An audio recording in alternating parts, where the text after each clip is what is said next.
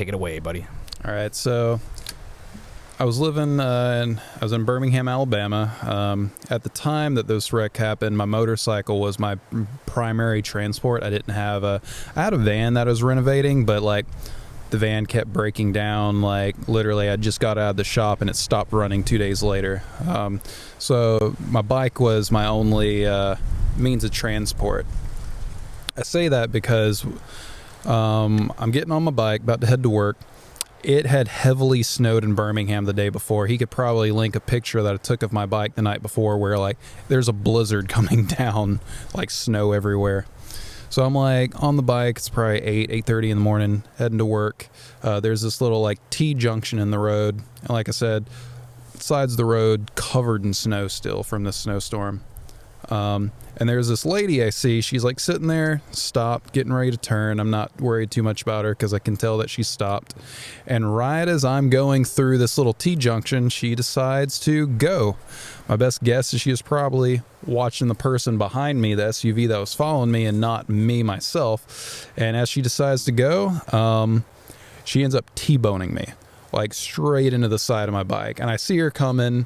At this point, I'm going 35, maybe 40 miles an hour, too fast to dodge. If I were to slam on brakes, my back wheels would have skidded out from under me and I would have hit the side of her car.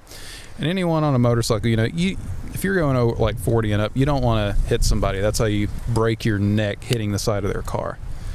But I ended up trying to like swerve out. I was hoping that she would slam on brakes, see me, and then I could like swerve back into the road before I went flying off the road. But she hit me, kept pushing me, flew off the bike. At this point, I'm going airborne, and I see that I'm about to hit this snow-covered embankment. I don't even remember how I came off the bike. I just remember her hitting me, flying through the air, seeing this snow-covered embankment, hitting the snow, put my arms out into a power slide. From us doing parkour, like there's a lot of like parkour really trains your reflexes. So when stuff like this happens, all you're focused on is like, all right, I'm in the air. Primary goal, got to land safely. And then when I hit the ground, I started power sliding. Still, my mind was in the avenue of like, all right, I'm now sliding on the snow. I've got to make sure I stop safely. And I saw that I was like sliding towards a tree. In my brain, I was already thinking like, all right, if I get to this tree and I haven't stopped yet, I've got to pick up my foot that I'm like leading my power slide with and stomp this tree with it to stop myself. Luckily, I ended up stopping like 2 or 3 feet before the tree, so I didn't have to like forcefully stop myself on this thing. And by the time I stopped, I screamed a couple times because something in my body hurt. Wasn't sure what. And I kind of like refocused myself and was like, all right, how's my body feel? And I was like, oh, my left leg feels a little weird.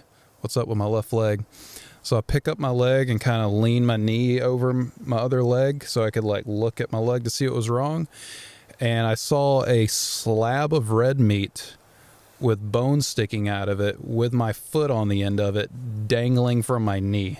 I'm like, all right, that doesn't look good. Yeah. That doesn't look nice. And I was like, this is bad enough. And in my brain, I thought of like where I'd like heard of people like breaking bones and like they saw their bones sticking out of their leg. I was like this isn't sticking out of my leg. Like this is my entire leg filleted open. So at this point, are you thinking like there's a possibility you could die?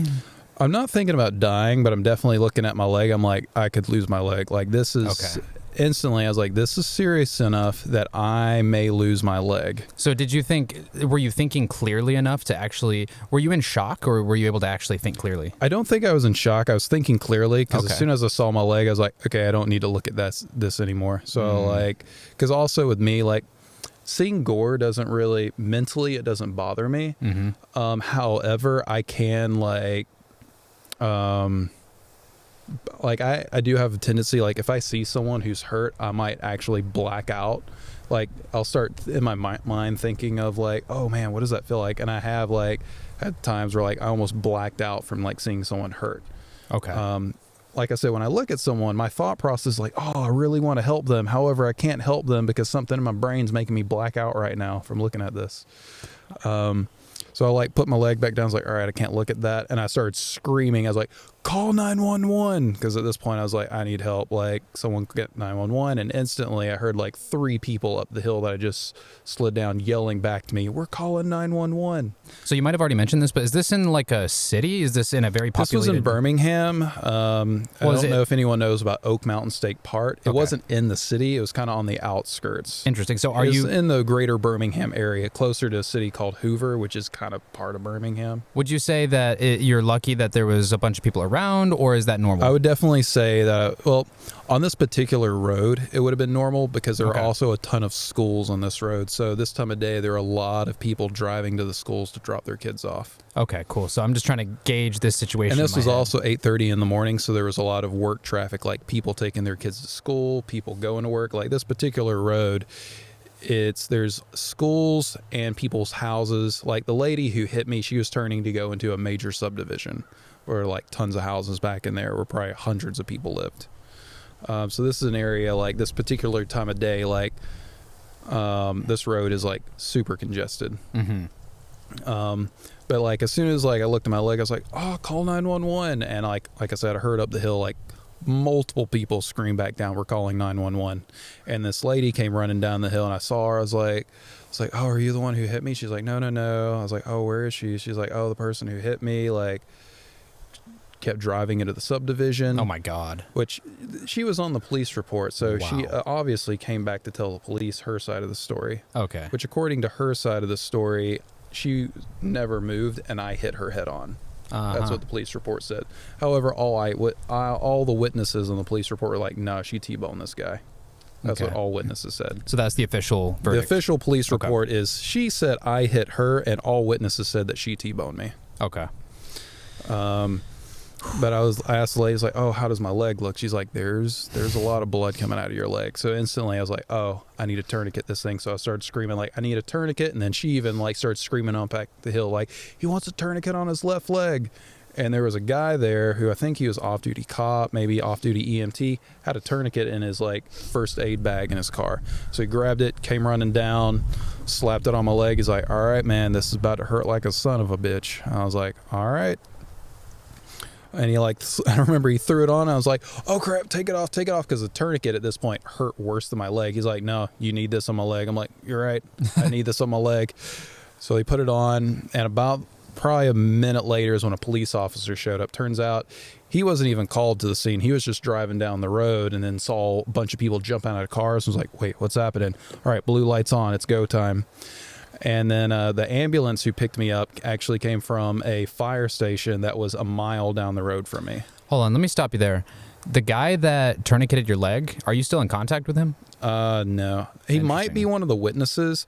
I'm assuming it was probably that lady and him who were the eyewitnesses on the police report, but I never called those numbers to find out. I'm just thinking about the fact that you were in a situation where you knew you needed a tourniquet. He knew you needed a tourniquet. He starts to put the tourniquet on. You're like, no, it hurts. You want him to stop. Oh, but here's the thing, is he knew not to stop. So that fact alone, because you could have, I think if it weren't for that guy, you might have lost your leg, bro.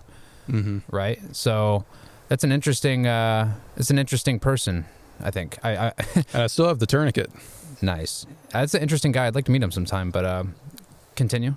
But yeah, so then the ambulance was called. I don't know if it was through 911 the ambulance was called, or if it was the police officer who rode up. He could have jumped on the radio and called up the road and like, hey, we need you guys to get here now. Because the ambulance was on the scene probably within 10 minutes of the wreck happening. The guy, I think, had the tourniquet on within 2 to 3 minutes, and then probably 8 minutes after that is when the ambulance showed up. And I remember they came, had like one of those super hard boards, because, they're like walking down the snow-covered embankment. Pulled me on. They're like, all right, this is going to hurt. I'm like, and they're like, get me on. Oof. Still had my helmet on. Got me in the ambulance, and like we were on the way, and I was talking to them. I was like, guys, how's my leg look? Like, what are the odds you think probably me losing it? And they're like, well, we're not the people who can give that call, but your leg is not looking too good. And I was like, because I was also on the way to work. I had just got some raises, and they were talking to me about some promotions at work the day before the wreck happened. I was like, hey, could you like call my job and like let them know that I'm not going to be coming in today? I could like hear them on the phone talking to my manager like, hey, this is the paramedic so-and-so. I've got so-and-so on the way to the hospital. This is happening. And I remember talking to that manager afterwards on the phone. He's like, yo, this is a lot worse than that EMT made it sound. Yeah, he hurt his leg. We're bringing him into the ER. Meanwhile, I've seen the pictures, folks. I'm not going to put them on the video because of people that might be squeamish, but let me tell you, it's some of the worst gore I've ever seen. This man's leg was not doing good. I'm going to put a couple pictures on there of what your leg looks like now. Yeah. But even the way it looks like now, it's a little much for some people. Yeah, if you depending on where you're at, someone might I've lose only their had appetite. one person so far who's like, I can't look at your leg. Other people are just like, that looks rough. It looks rough, but it just looks like severe burns. Like if you've seen somebody with very severe burns, it's about that level now. And I think that it looks like it's going to heal pretty good. So you're in the hospital. They don't want you to go unconscious because if you do, that might not be good for... Yeah, that might not be good because, as soon as this happens, they want you to stay alert just so they can, maintain, they know that you're doing good. They know you're not going into shock or anything. So, from the second the wreck happened, getting loaded on the ambulance, going to the hospital, through the whole thing, I was conscious through all of it. And I remember also the EMT was like, yeah, dude, you're on the way to one of the best trauma centers in the Southeast, so if you want to keep your leg, this is probably the best place to be going right now. I was like, all right, sweet, let's go. And then I get in, and as soon as I get to the hospital, it's like a team of nurses just tackles me. They're just all around, all right, get this, get his finals, do this thing. They're like, all right, here's the shot, all right, we got this paperwork signed here, are you okay if we need to give you a blood transfusion? I'm like, yeah, all right, check. And then got me back. One dude was measuring my other leg. Turns out they had to put this X-fix on my leg. It was an external skeleton to hold it in place while they were figuring out what to do with it. And I remember they CT scanned me and they came back. All right. So his hip's dislocated. Obviously the guy's leg's broken. 3 of his toes are broken and all this other stuff. And they're like, all right, we got to get his hip back in socket ASAP, which I found out from my orthopedic surgeon. Fun tip, if you ever know someone who dislocates their hip, so there's the ball joint in your hip, right? It's called the femoral head, and there's a blood artery that goes into it. When your hip gets dislocated, you've got about 6 hours to relocate it before there's a chance of that blood vessel dying. And if that blood vessel dies, then eventually the bone is going to die and you're going to need a hip replacement. However, in the CT scans and all that, they can't see if that's been severed. They will only know if my blood vessel was severed if my femoral... The wind getting into the mic. Part of the fun of being... Oh, there's literally a stick on the camera. Keep talking. Keep talking. And I'll go get that. But yeah, so I found out that the only way of them knowing if that blood vessel in my hip has been severed is if suddenly they start seeing my bone starting to die from no blood supply. But the surgeon was like, yeah, as long as we can get it back in socket within 6 hours, it drastically reduces the chance of that blood vessel being severed. He even told me that in his career as an orthopedic surgeon, he has only ever seen one person that blood vessel died who got their hip back into socket within 6 hours. So if you ever know someone and you're like, yo, his hip might be out of socket, you've got 6 hours to get this guy to the hospital and have them pull it back into place before he is going to be in some major issues.